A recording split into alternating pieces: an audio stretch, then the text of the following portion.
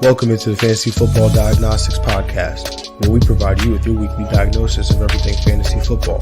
Whether it's season-long leagues, dynasty, DFS, or sometimes even IDP, we got you covered all year long.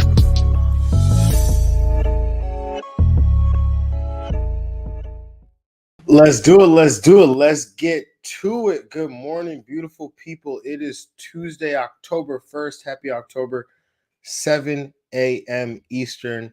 And I'm your host, Jon Jeune, at the real Jon J _FF. Wonderful people. It's good to be back with y'all. I know last on Friday, did the matchup show. It aired live, but it was not quite live. So happy to be back in here, whether you are listening on Apple Podcasts, Spotify, Google Play, wherever you get your podcasts, or you're watching on YouTube, Twitch, X, or IG Live. Definitely appreciate the support. Make sure you hit that subscribe button. Make sure you hit those notifications so you can get these notifications when we do go live every Tuesday and Friday morning at 7 a.m. Eastern time. Now, hopefully you guys had a productive, fantastic fantasy football week. Unfortunately, if you had a player like Rashee Rice, then maybe it didn't end up so well for you. Or if you had a Kyle Pitts in your lineup, a Mike Gesicki, so on and so forth, there's endless opportunities for fantasy football to absolutely crush your dreams. But that's why we come here to listen to shows like this, watch shows like this, so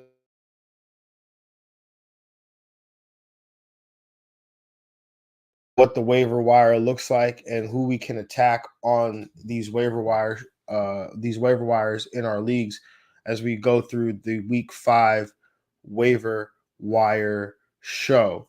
Now, everybody, a call to action here, trying to get the subscribership up specifically on YouTube. So if you do, if you're not subscribed, please subscribe. If you are subscribed, maybe you tell some friends, potentially even your league mates, about the show, and get them to subscribe.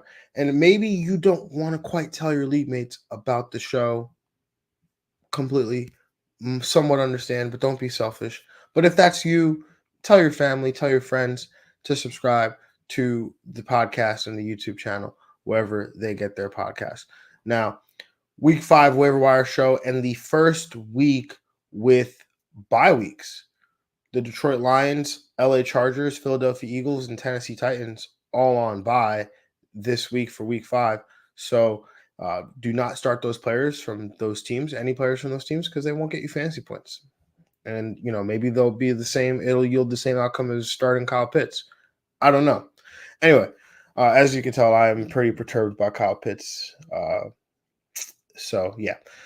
Anyways, let's move on to the waiver wire portion of the show. Obviously, as always, if you are watching on YouTube, Twitch, X, get in the comment section, and let's get this chat jumping. And if you have any questions about the waiver wire, or you just want to pop in and say hello, definitely, invite you to do that. So without further ado, let's jump into the waiver wire with the quarterback, starting with the quarterback position. And the first guy on this list is the first guy on this list every week, it seems, is Justin Fields, still available in 68% of Yahoo leagues. That's back-to-back QB1 performances for Justin Fields now. We saw this one coming in a matchup with the Indianapolis Colts, but like I mentioned last week, what we saw for the first time was the negative game script.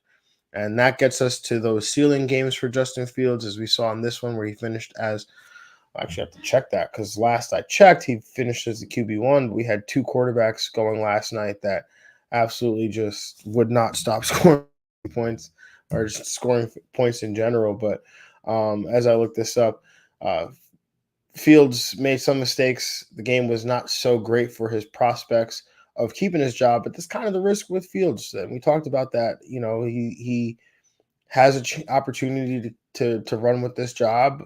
I don't think that he, will finish the season as a starter, but this game, there was some highs, there were some lows. He took some bad sacks, uh, had a turnover, at least one fumble I recall seeing, but there was definitely an opportunity. Yep, nope, he still finished as the QB1.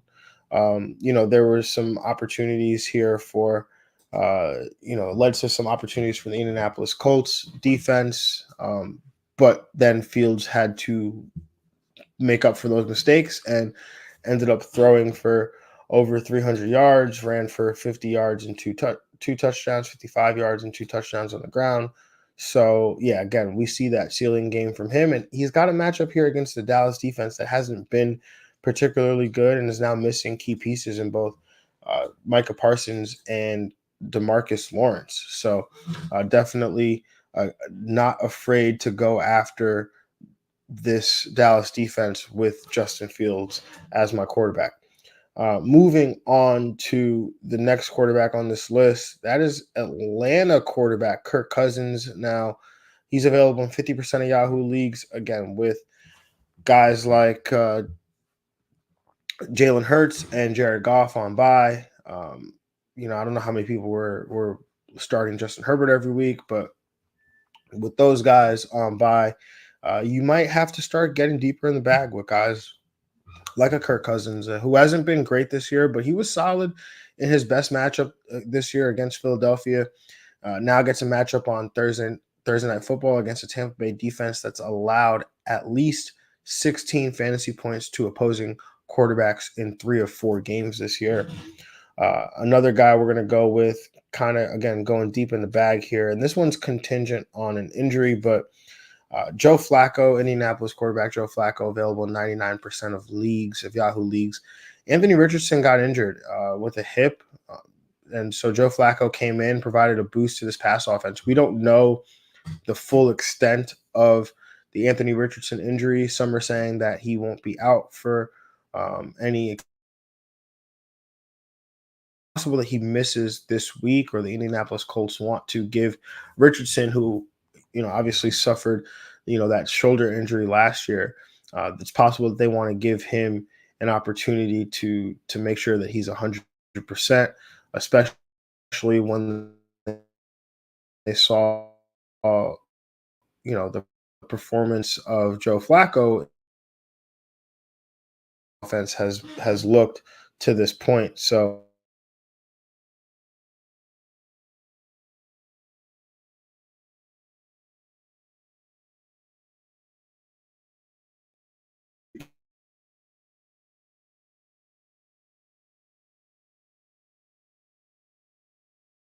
sorry, guys. It seems like we're having a little bit of technical difficulties with the stream, so I apologize for that. But looks like he came in and provided a boost. Gardner Minshew did to this pass offense, which Anthony Richardson was. He sucks up a lot of this offense with his legs, right? And that's just the nature of being a Russian quarterback, and he takes off the table some of these passing opportunities for the rest of the offense, and it kind of limits the upside in a sense for these weapons like Michael Pittman Jr. and Josh Downs. So again, this one's contingent on Richardson's availability for Sunday, but if Flacco gets the call, he's got a matchup against the Jacksonville defense, who's just been giving up fantasy points to opposing quarterbacks here. And then Geno Smith, balled out yesterday. I didn't have him on this list initially. He's available in 55% of Yahoo leagues, gets to play against the New York Giants. Geno Smith, again, this is an off-the-cuff one, but completed 38 of 56 pass attempts, 395 passing yards. And again, gets to go against the New York Giants, who have not been particularly, obviously they're not very good on defense, and they've allowed some production to the quarterback position. So Geno Smith's another guy that I would look to potentially add here in some capacity if I need help at the quarterback position this week. Moving on to the running back position.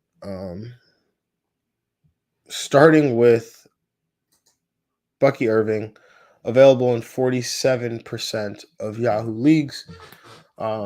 Irving has back-to-back weeks of double-digit PPR points with 12 opportunities last week, including his first NFL touchdown. He saw an even amount of rush attempts to Rachaad White and is trending to be more involved in this offense as the season progresses.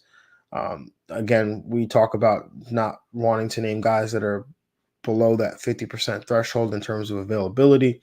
But this one, I felt like, again, being at 47%, right on that cusp there, just take a look. Maybe he's available in your league, maybe he's not. But with them playing on Thursday night, I just wanted to bring him up here. Moving on to the next guy, Kareem Hunt, Kansas City Chiefs running back Kareem Hunt, available in 64% of Yahoo leagues. Hunt came out of nowhere to lead the Chiefs' backfield in opportunities with 17 after Steele fumbled on his first two touches. It was Hunt's first game back and off the practice squad, but he definitely made the most of his opportunities with 85 total yards. I'm not. There is a world where this Chiefs backfield becomes very annoying, and we are constantly trying to pick the best guy, but or they're riding the hot hand, and something like this happens. What happened to Steele happens to potentially Kareem Hunt, or maybe Siraj Piran one week. But this offense being the way this offense is, right? If this was like the Jags, we probably would not necessarily care. And I say that I use the Jags as an example here because if this was a bad football team, like we wouldn't necessarily be going so hard after the running back. Obviously, I know that's kind of like an extreme example because they have Travis Etienne, who's pretty entrenched as a starter. We'll talk about that in a little bit, but the point I'm trying to make is if this was a committee on a bad football team or a bad offense, like we wouldn't be going so hard after these running backs because it's not the juice isn't worth the squeeze, right? But in this particular case, being the Kansas City Chiefs, Kareem Hunt, if he has an opportunity in this offense that's going to score what we think to be a lot of points, and have a lot of opportunities, being a lot of positive game script, those are good for the running back. So we're willing to take chances on whoever we believe this starting running back is going to be. So that being said, I feel like we have to go and target Kareem Hunt. What are we doing with Carson Steele? I'm probably going to hold on to him. Probably going to go to my bench and just sit there. And at this point, he becomes an insurance policy running back. Where if something happens to Kareem Hunt or he does get the hot hand again, or we see his opportunities trending in a certain direction, then maybe we can put him back in the lineup, or if the Chiefs are extended favorites, double digit favorites, maybe we see some positive game script, then on hand or on deck, then maybe we can play Carson Steele in those opportunities. But that's kind of just how I'm going to view Carson Steele going forward. Moving on to the next running back on this list, Jacksonville running back Tank Bigsby, who's been on and off this list. Was a big big target for me at the start of the year. But Bigsby, available in 88% of Yahoo leagues, ended up with 90 rushing yards on the day, while ETN suffered a shoulder injury at the start of the game. Granted, he only saw 7 carries on the day, given the nature of this Jags team and them being winless. They might look to give an extended look at Bigsby, giving him more work. So, and we don't know the full extent of Travis Etienne's injury. How many times do we see guys suffer an injury in the game, then they come back and they're able to play, and then the next week they're out, right? So I think Bigsby, again, available 88% of Yahoo leagues. I know he was dealing with an injury of his own, a shoulder injury of his own, and didn't really do much in his first game back on Monday night last week. So given all that, I can understand why the availability is so high here, but I think that he's a guy that we should look to add at the end of our bench spots if we have if we have this space here. So moving on to the next running back on this list, Indianapolis running back Trey Sermon, available in 99% of Yahoo leagues. Sermon wasn't very productive with his opportunities after Jonathan Taylor suffered what looks like to be a high ankle sprain. So, and that should at least keep him out for at least the next couple of weeks, which should make Sermon the lead guy. Again, didn't have a ton of success, but they have a matchup against Jacksonville. There's a pretty good matchup there.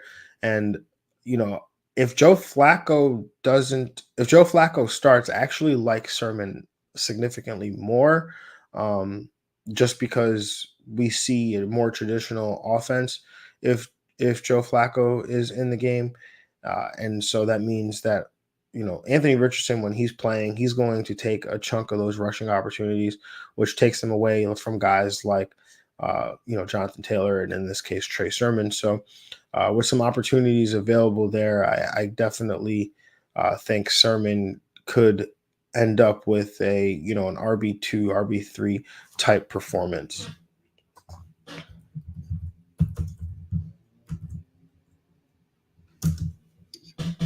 All right, moving on to the wide receiver position. The first wide receiver on this list, look at that, another Indianapolis player. Indianapolis wide receiver Josh Downs, available in 79% of Yahoo leagues. Downs started the season injured, but in just his second game back, was able to see 9 targets, which matched Pittman. Now it's possible he's even more productive with Flacco under center. But regardless of who the quarterback is, I think Josh Downs has a role within this offense. Even during training camp, there was talked about how Josh Downs is the preferred target of Anthony Richardson, how they have good chemistry, and Downs plays, that short area of the field. So, close to the line of scrimmage. So he's, very, very much a PPR maven in a sense here. So definitely like Downs prospects moving forward. Moving on to the Green Bay wide receiver Dontavian Wicks, available in 86% of Yahoo leagues. Wicks saw a whopping 13 targets Sunday. And you could say, yeah, that was game script for sure. But also opportunity, right? Christian Watson, he left the game on Sunday with a high ankle sprain, which led to Wicks playing just 7 fewer snaps than Romeo Doubs. So he should continue to see increased playing time, and just in time for a cake matchup against the Los Angeles Rams. Moving on to the next wide receiver, and a guy I'm going to keep bringing up until we get above that 50% threshold here.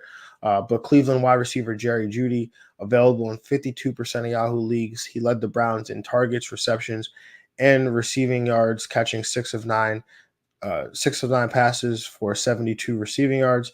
As I've been saying for weeks now, Jeudy deserves a roster spot in your 12-team PPR leagues, deeper leagues. Jeudy should be rostered in that case. And then he's also got some built-in upside. There's some talks that Amari Cooper could be made available for trade, to teams like Kansas City, who, lost Rashee Rice and probably need some receiving help, or some of these other teams. So Jerry Jeudy would then, that would eliminate some competition that Jerry Jeudy has for, targets on a weekly basis here. So Jeudy is definitely a guy that, again, I feel like should be on rosters, especially in 12-team leagues. Moving on to the next guy on this list, Carolina wide receiver Xavier Legette, available in 86% of Yahoo leagues. Legette saw 10 targets, which he turned into 6 receptions for 66 receiving yards. Saw increased playing time with Thielen out of the lineup. The first-round pick even scored his first touchdown of the year. He's definitely talented and a bit different than anything the Panthers currently have on their roster at the wide receiver position. So I like his potential to make an impact in this offense. And similar to what I just said with Jerry Jeudy, if Deontay Johnson or Adam Thielen are made available for trade, Xavier Legette will, see even more opportunities and essentially hold on to this, the role that he was able to see, the extended role he was able to see on Sunday for for what looks like the remainder of the season. So, talented player Leggett is. He was a bit of a late breakout at South Carolina, but he's got all the physical tools, the physical ability to make an impact here. So definitely like Leggett's prospects as we move forward through this season. Moving on to New York Giants wide receiver Wan'Dale Robinson, available in 74% of Yahoo leagues. Robinson is kind of a real thing, right? I mean, we look at him, we look at the short A dot, his attachment to Daniel Jones being a New York Giant, and we say, hey, we really want nothing to do with that. But he's seen at least 8 targets in 3 or 4 games. Granted, he operates again the short area of the field, but in PPR league, he provides a safe floor, given his target volume. And then also Malik Neighbors seems like he's okay, but we don't know if what the impacts are going to be in terms of his availability. But did suffer that injury late in the game on Thursday night, which would lead to even more opportunities for Wan'Dale Robinson, who saw 14 targets on Thursday night. So there's definitely enough to go around between Neighbors and Wan'Dale Robinson. Moving on to the next guy on this list, LA Rams wide receiver Jordan Whittington, available in 97% of Yahoo leagues. Whittington led the Rams in receptions and targets. He's the closest player the Rams have to be able to fit that Cooper Kupp / Puka Nacua role. And with a matchup on deck against the Green Bay Packers, Whittington could continue to have a role. And then we obviously saw some news that Puka Nacua is probably out for another month. So when Cooper Kupp comes back, it's possible Whittington slides into, still a complimentary role alongside Kupp. So Whittington was a preseason favorite of this Rams coaching staff. And when you just again look at the way his play style and the way that the Rams use him, it's very clear that they see him in that Puka Nacua, Cooper Kupp kind of mold. Not saying that he is those guys and that he'll be putting up that level of production and seeing 18, 20 targets a game. But he led the Rams again, like I said, in receptions and targets, and just really his first real opportunity to be on the field for an extended period of time. So definitely worth a look and an ad there in PPR leagues. Moving on to the last receiver on this list, New York Jets wide receiver Mike Williams, available in 79% of Yahoo leagues. Williams is starting to have his role expanded as he comes back from the torn ACL he suffered last year. He saw his most productive day of the season with 4 catches on 5 targets for 67 receiving yards. And as the Jets look for more weapons in this offense, it's only a matter of time until Williams makes his presence felt, and just in time really for a matchup with Minnesota, who, while they've been great on defense, they've definitely allowed some production to the wide receiver position. So Mike Williams, if you're following his availability and some of the trends in terms of his production, this looks like the game here where he might be most involved, especially with the Jets coming off of their most disappointing offensive game of the season. And at tight end position, we've only really got one guy, which kind of sucks, because if you are playing fantasy football, which I'm sure you are, tight ends kind of suck right now. And there's some bye weeks this week. So yeah, there's going to be some competition for tight ends. So this guy I'm bringing up this week is Tucker Kraft. And Tucker Kraft, the Green Bay tight end Tucker Kraft, available in 95% of Yahoo leagues. Kraft, like many of the Packers pass catchers, benefited from the return of Jordan Love under center. Now, maybe it was the nature of the game script, but the Packers faced maybe it was the nature of the game script the Packers faced, but Kraft saw 9 targets, which he converted into 6 receptions for 53 receiving yards and 53 receiving yards and a touchdown there. So finishing as the tight end 1 on the week. and just in time for a fantastic matchup against the LA Rams there. So Tucker Kraft's a guy that I think I would prioritize on the waiver wire if you need help at the tight end position, especially if you roster a guy named Kyle Pitts, who, yeah, guys, if you know me for a while, I'm the Kyle Pitts truther, so they say. I think I'm out. So yeah, I know, breaking news. I'm out. All right, that is all we have today for the waiver wire show. Again, if you are listening, just make sure you're subscribed. Please do that. Helps the show out a ton. We're trying to get the subscribership up on the YouTube channel. So if you guys can do anything you can to help, that'd be fantastic. As always, just make sure you are tapped in on the socials at the real Jon J _FF on Instagram and X, and make sure you're following the show at FF Diagnostics on Instagram and X. If you have any questions, make sure you feel free to reach out, right? Whether that's in the comments on YouTube or you're DMing me at my personal Instagram at the real Jon J _FF or on the show's Instagram at FF Diagnostics. Wherever you DM me, wherever you reach out, I'll do my best to respond. And make sure you're paying attention because on Instagram, we are posting reels, whether it starts of the week, whether it's Thursday night football picks, um, you know, so and we'll try to do even more stuff as the season progresses. So, just trying to think of different things. If you have any suggestions, things you'd like to see, um, more content that you feel like would be helpful to you, definitely feel free to reach out. Always looking for suggestions, always looking for ways to improve. So definitely would appreciate the feedback there. And, I'll see you guys on Friday, 7 a.m. Eastern for the matchup show. And best of luck to you on waivers this week. Hope you guys are able to, essentially fix those rosters and get to a place where you feel like you can, get to a fantasy championship. So best of luck to y'all. Appreciate y'all. Love y'all. And we will talk to you on Friday. Peace.